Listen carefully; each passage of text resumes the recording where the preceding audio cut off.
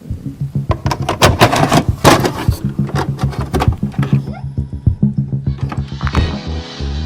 style, y'all. Insanity, insanity, whatever happened to humanity?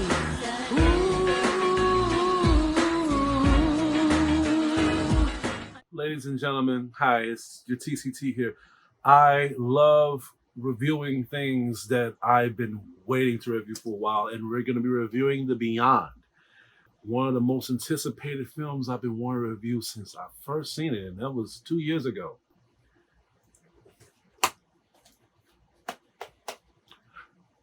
There's not a lot of people that reviewed this film, and the people that reviewed it, hey, they had nothing really bad to say about it.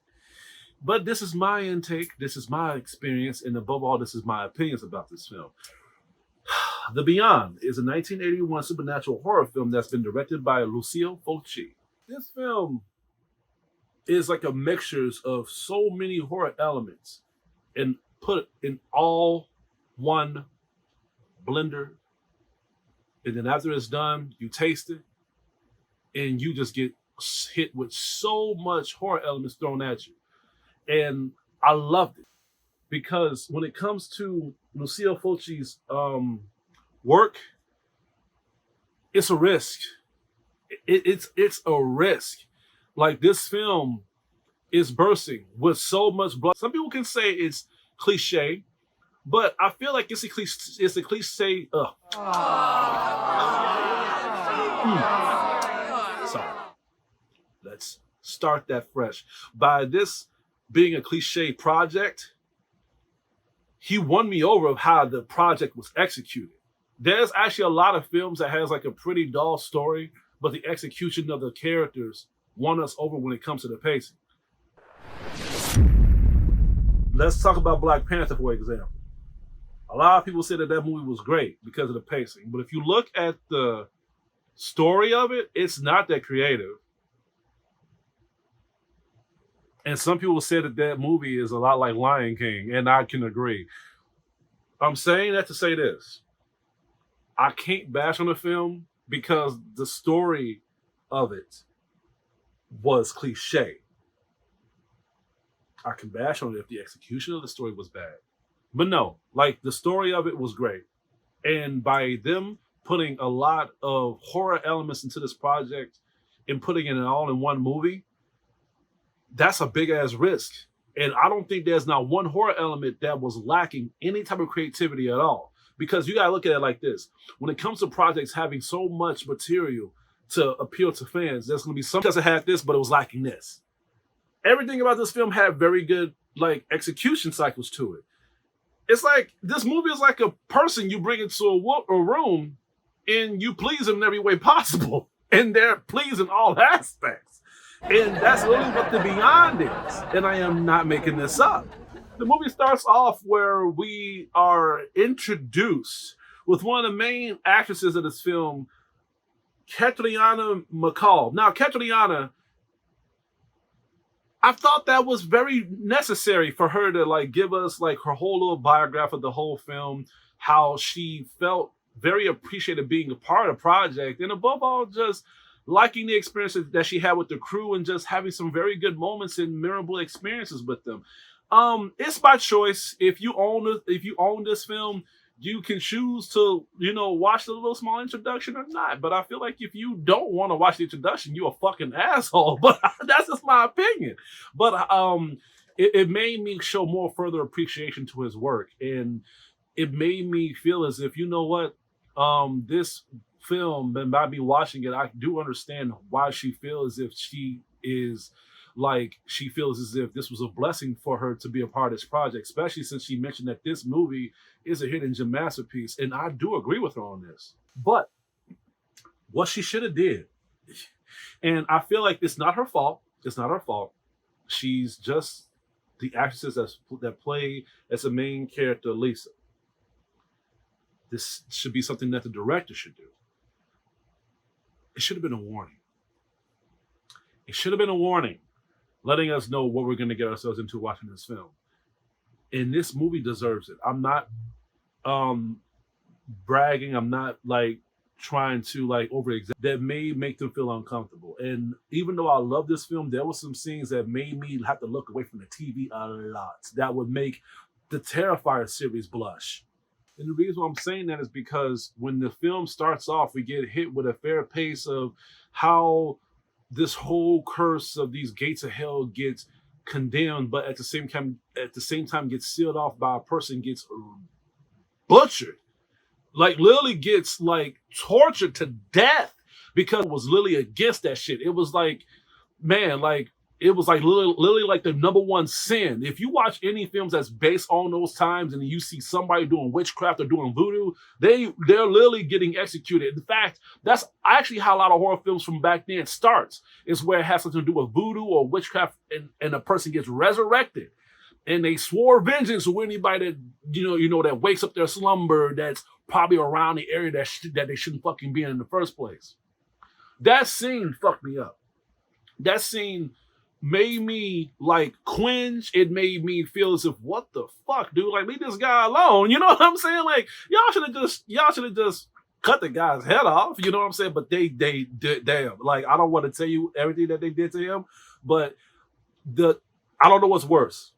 Me seeing that scene or them warning us that if we continue this film, there's going to be more scenes like that. Going forward into the project, this is when the film takes place in present time. And based on that same area, now that place is now a hotel where we get introduced to the characters that's going to carry on to this project. And of course, reopen the gates to make everything reappear. It was acceptable for me to care about a character. She didn't really drive the whole film to the point where she was like an important asset, but she was the character that really goes into this hotel and mistakenly plays a part of the havoc that is abridged into the whole hotel itself. Her acting was well done. I didn't really feel as if she was a character that was in the way of certain things, and above all, I really did feel like this was a character that needed to be in a film like this, because by her being curious, by her witnessing certain things, it makes us go into questioning gesture. What would we do if we was in her situation? Now, again, she didn't do anything stupid. She didn't just walk into the danger. She was in a curious aspect of just her trying to satisfy her own mindset because she was meeting certain right.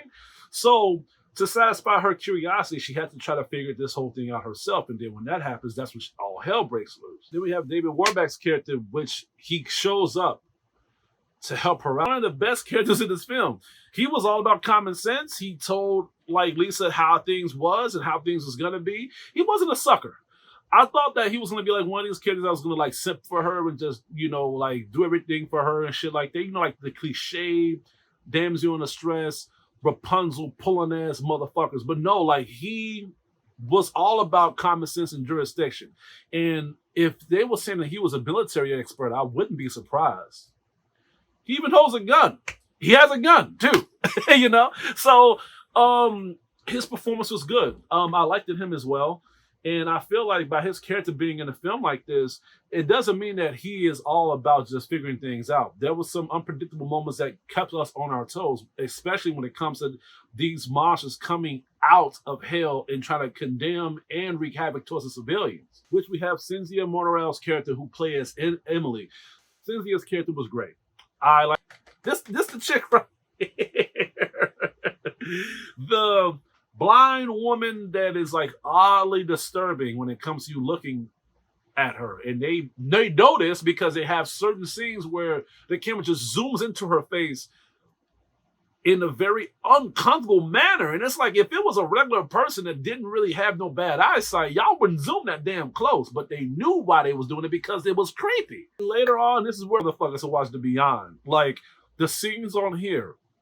And I thought by this movie being made in early time, that they would just show like certain clips of people dying, people getting killed, people getting brutally murdered, and they'll just show like skipping clip scenes. Like, and what I mean by that is they'll show a scene of you getting the idea of what's going on, and then they'll just show like a background of the shadowy figure doing what we know that they're doing, or they'll just go to another scene.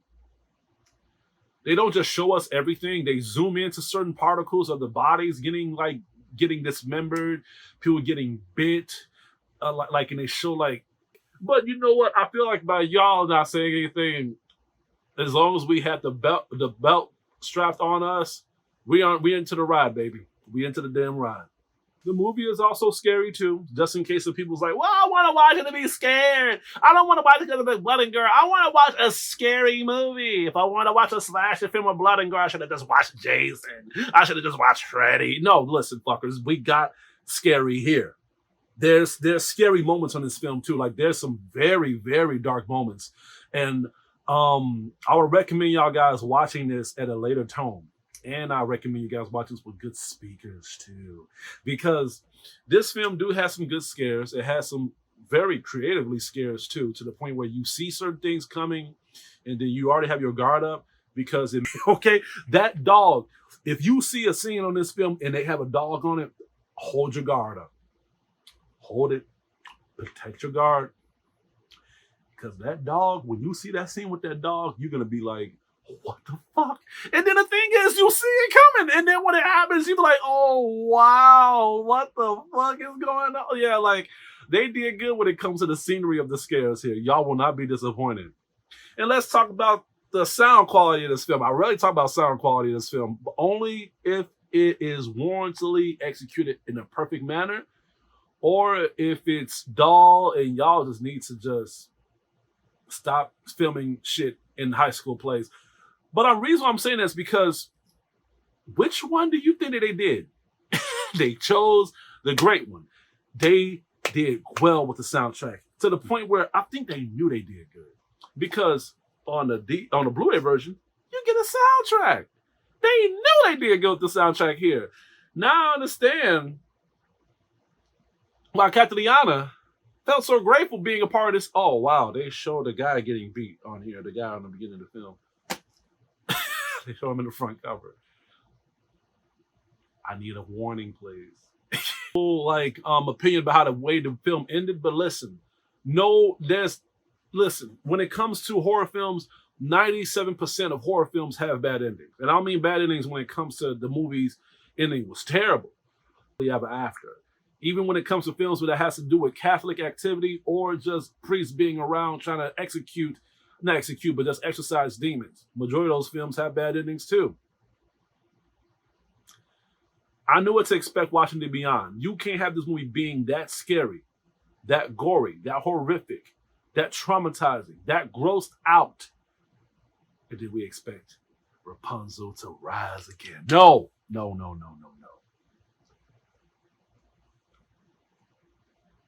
I actually have nothing bad to say about this film. I loved it. This movie was great. And I highly recommend people that love horror, old school horror, or if y'all just like my opinions on movies to begin with, hey, check this out.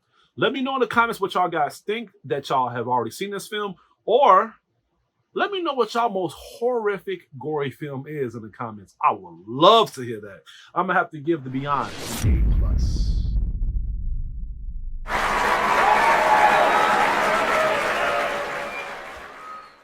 Another thing, a few people was asking me where I get my shirts from.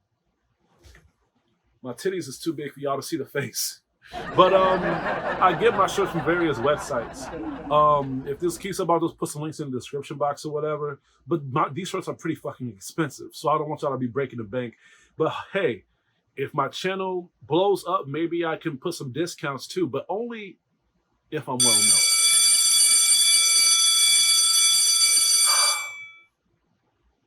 That's all I have to say for today. We're out of time, unfortunately. Please stay tuned for upcoming reviews and videos headed your way. This is Hugo, your critic teacher.